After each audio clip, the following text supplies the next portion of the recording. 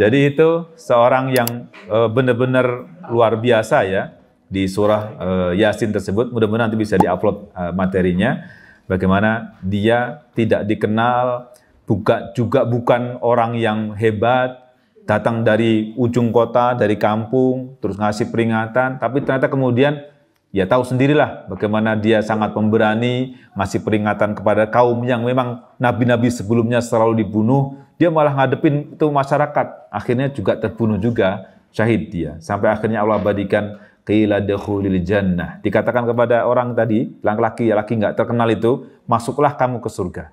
Qila dakhulil jannah. Tapi ketika dimasukkan ke surga bilang apa dia? Ya laita qaumi ya'lamun. Aduhai sekiranya kaumku itu tahu. Bima ghafara li rabbi. Kenapa Allah mengampuni aku? Bima ghafara li rabbi wa ja'alani minal mukramin, dan menjadikan aku termasuk hamba-hamba yang dimuliakan.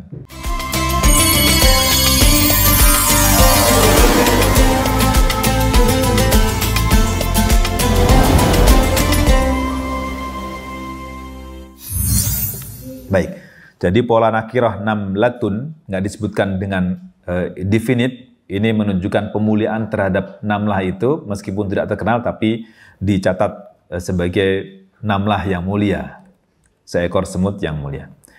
Maka kita harus belajar tentang masyarakat semut, bagaimana aktivitas individunya. Coba perhatiin semut itu, ada nggak semut yang berhenti bekerja?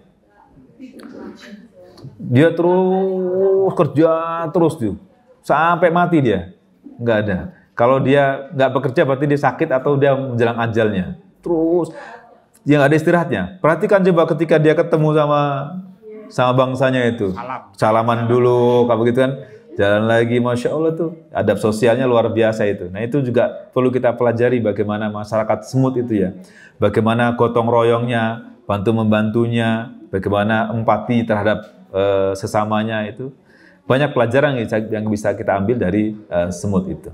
Bahkan dengan pola gotong royongnya itu, sesuatu yang mungkin tidak bisa diangkat oleh makhluk yang besar, tapi bisa diangkat oleh semut yang kecil-kecil itu dengan angkat bareng-bareng. Ya, Masya Allah. Jadi kita harus banyak belajar dari semut ini. Kemudian di antara bukti perhatian dan tawaduknya Nabi Sulaiman alaihissalam, di ayat berikutnya nanti kita akan lihat bagaimana responnya ketika fatabassama dhahikan, dia tersenyum dan tertawa itu, dia menunjukkan bahwa Nabi Sulaiman alaihissalam itu dari jalannya itu bukan jalan orang yang menyombongkan diri. Dia nunduk, ngelihat semut, ketika semut di bawah kan dia tahu ada semut. Gitu. Jadi enggak berjalan dengan menyombongkan diri, gitu. Itu menunjukkan tawaduknya penguasa dunia ini.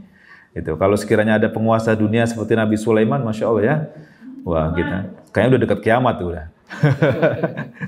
Iya. Baik. Kemudian al-maskan disebut dengan al-maskanan, al-maskan, masakin jamaknya, masakin tadi itu, ini menginformasikan kepada kita bahwa tempatnya semut itu adalah tempat untuk istirahat, rohah. Istirahat, tempat ketenangan, tempat yang aman, tempat menetap, dan as-sakinah juga, dan al-waqor. Sakinah dan waqor itu tenang dan tentram ya. Jadi ada tempat untuk istirahat, tumakninah, bisa berdiam sejenak, tempat yang aman, tempat menetap, tenang dan tentram. Itu diungkapkan dengan maskan, masakin. Seperti kita manusia, Masya Allah. Ya, la yahtimannakum, tadi ini ya. Semut menyebut Nabi Sulaiman hanya dengan nama saja, Sulaiman. Ya kan? Coba kalau sekiranya presiden disebutkan namanya. Yang bisa menyebutkan nama saja itu ini ya, wartawan aja tuh. Wartawan nyebut nama presiden kan, nggak pakai variabel apa-apa. Nggak disebutkan bapak siapa, tapi langsung sebut. Coba kalau bawahannya, menteri-menterinya nyebut nama aja. Gitu. Tanpa variabelnya, wah langsung pecatlah besok, nggak sampai besok tuh. Langsung diganti dari reshuffle ya. Gitu. Nabi Sulaiman disebut namanya saja, nggak disebut sebagai raja, nggak disebut sebagai nabi, disebut Sulaiman saja oleh semut, tanpa gelar, tanpa variabel kebanggaan. Yang menyebut pun rakyat kecil, namlah, seekor namel, seekor semut. Nabi Sulaiman pun tersenyum dan tidak marah. Orang besar tak peduli dengan gelar. Orang besar tak peduli dengan gelar. Baik, kayaknya bisa jadi highlight ini. Iya, iya.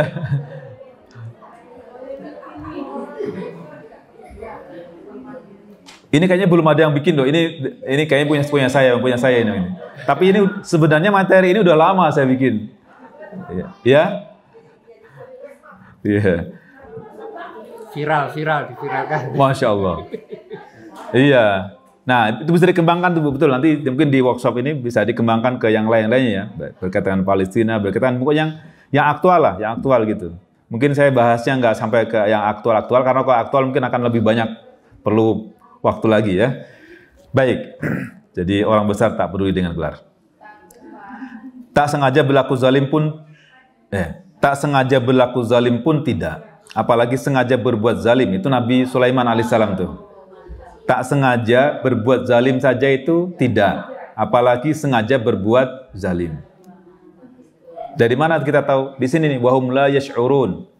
Artinya yang tidak sengaja saja itu dinafikan, dipungkiri oleh semut ya. Apalagi yang sengaja. Ini bukan semut yang protes. Semua orang bilang kamu zalim misalkan gitu. Wah, apalagi semut kan gitu. Ya. Lanjut, wahum la yash'urun. Di sini wahum la yash'urun ini kita lihat adab semut berpikir positif terhadap orang lain dan mencari alasan bahwa boleh jadi orang lain punya uzur. Itu. Jadi semut masih berbaik sangka kepada Nabi Sulaiman alaihissalam, dan boleh jadi kalaupun melakukan itu karena ketidaksengajaan atau karena memang ada uzur. Uzur itu apa? Alasan ya. Ada alasan yang mendesak untuk dilakukan. Wallahu a'lam. Nanti saya bagikan ini ya. Kalau yang tulisan Indonesia nanti bisa ya, tapi yang Arab-Arabnya repot nanti kalau. Baik, kemudian kita bisa lihat juga semut nan bertanggung jawab, bukan hanya terhadap dirinya sendiri, tapi juga yang lainnya. Tadi kan Namlah ini, meskipun dia satu semut sendirian, tapi dia memperingatkan yang lainnya, dan juga memberi solusi.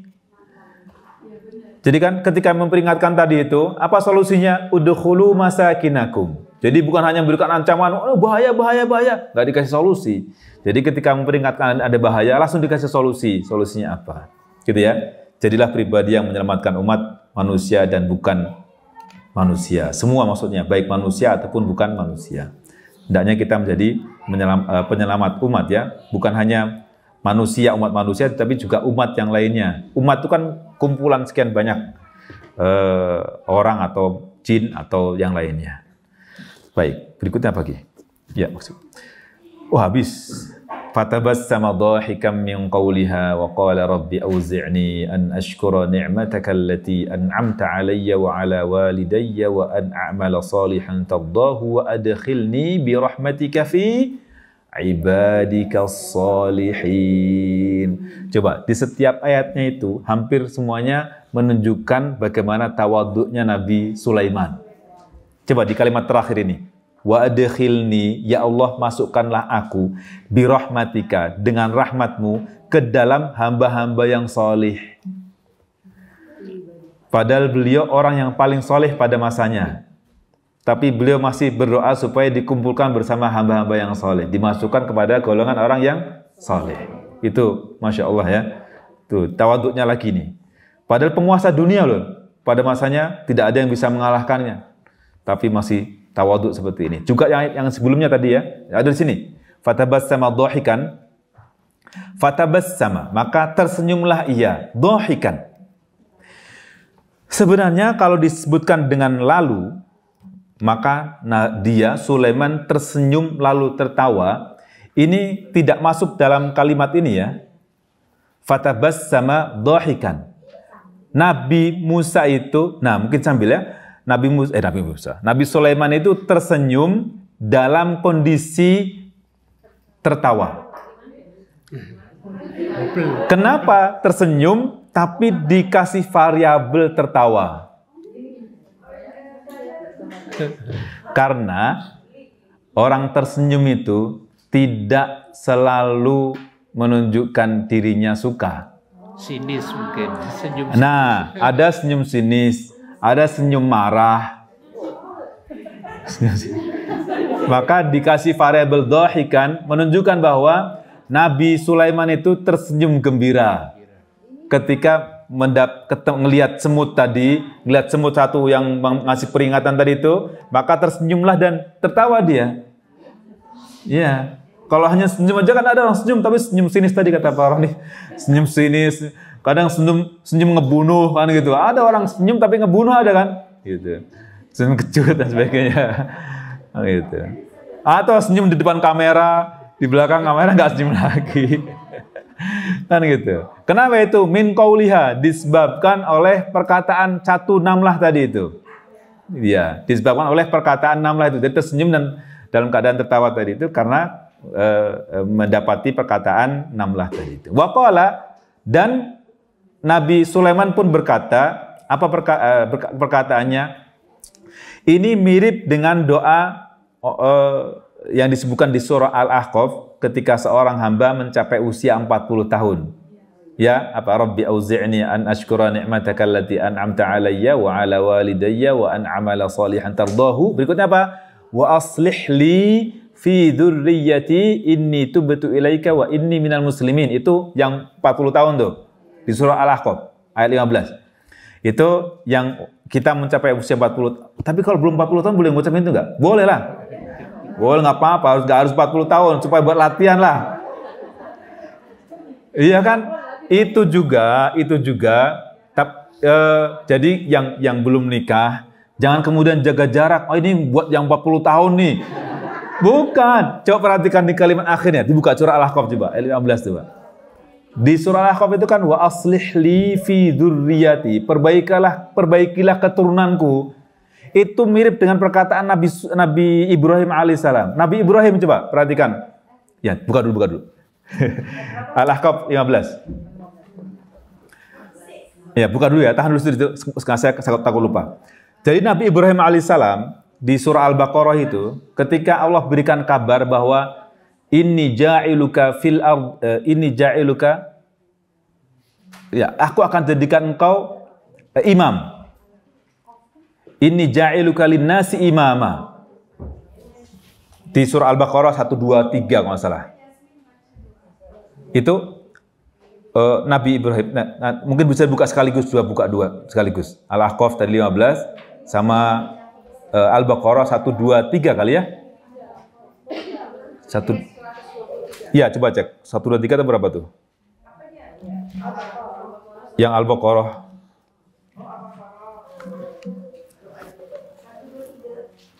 1, 2, 3. Ya. 1, 2 berapa ya?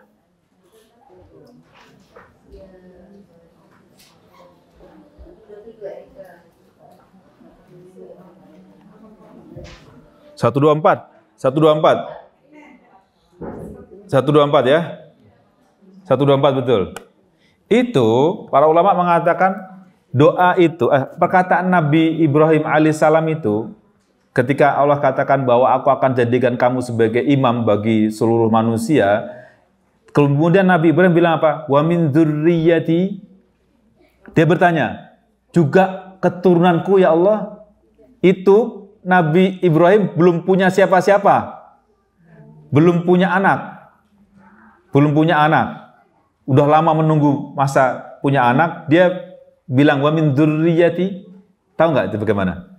Nabi Ibrahim itu cari bocoran. Apa punya anak nggak nih? Jawaban Allah apa? Qala la yanalu ahdiz zalimin. Nah, dari situ isyarat bahwa Nabi Ibrahim bakal punya anak. Dari jawaban itu, bahwa janjiku ini tidak untuk orang-orang yang berlaku zalim, itu menunjukkan oh bakal punya anak. Dia mencari bocoran bakal punya anak enggak gitu kan. Wa min dzurriyyati gitu. Nah, kita juga harus tadi juga wa aslih li fi dzurriyyati surah Al-Ahqaf-nya, wa aslih li fi dzurriyyati. Bisa juga perbaikilah keturunanku sebagai pancingan. Sebagai pancingan kan, pancingan bahwa saya optimis bakal punya keturunan, bakal punya itu sebagai pancingan gitu. Jadi emang ada kalanya kita mancing-mancing pada Allah Subhanahu wa taala supaya memberikan itu, tapi kita bikin ruang untuk sesuatu yang kita minta. Wa aslih li fi dzurriyyati. Itu surah Al-Ahqaf ya nanti. Ya, jadi nggak harus nunggu 39 tahun kurang 1 hari. Apa 40 tahun kurang 1 hari untuk ngapalin doa itu, nggak apa-apa. Mirip dengan doa Nabi Sulaiman ini, Rabbi auzi'ni an ashkura ni'matak. Ya Allah, auzi'ni. Apa ini auzi' itu? Auza'a. Ada makna bahasa Arabnya. Kalau di situ bahasa Indonesianya apa jadi auzi'ni tadi? Ya, maknanya dalam bahasa Arab itu auza'a aghrabil amal. Maknanya adalah ya Allah, jadikan aku untuk selalu mengamalkan, atau berikan taufik kepadaku untuk mengamalkan. Taufik itu udah tahu kan bedanya taufik sama hidayah? Tahun lalu kita bahas. Lupa. Hidayah itu gini, saya kasih gambaran waktu saya ilustrasikan apa taufik hidayah itu. Hidayah itu kalau kita belanja ke supermarket, kita nanya ke mbak-mbaknya itu, "Mbak, barang ini di mana ya?" Terus dia nunjuk, "Di sana, Bu." Udah, cuma bilang di sana doang tuh. Kita ke sana nyari lagi di mana, ketemu, itu hidayah. Petunjuk. Itu hidayah. Entar dulu. Taufik, kalau taufik kita nanya, "Mbak, barang ini di mananya?" Barang ini di mana ya gitu. Terus dia bilang, "Oh, sini, Bu." Ditunjukin sama dia, "Ini, Bu, barangnya." Itu wah, habis. Wah, emang waktunya habis. Iya, baik. Itu taufik. Jadi taufik itu lebih dari sekadar hidayah. Kalau hidayah, kita insya Allah ntar malam insya Allah saya bertekad untuk sholat malam lah nanti malam. Itu berarti dapat hidayah. Sadar bahwa nanti malam mau sholat tahajud. Tapi ternyata bangun kesiangan berarti baru hidayah. Tapi kalau bisa sholat tahajud berarti dapat taufik. Ya, baik. Jadi wafiqni lisyukri maksudnya, ya Allah, jadikan pada diriku kemampuan untuk selalu bersyukur. Benar-benar bisa mengamalkan syukur itu. Auzi'ni itu. Gitu ya? Baik. Auzi'ni an ashkura ni'mataka allati an'amta 'alayya. Itu ya. Di sini apa sih terjemahnya? Ya Tuhanku, anugerahkanlah aku ilham untuk tetap bersyukur. Ya, betul.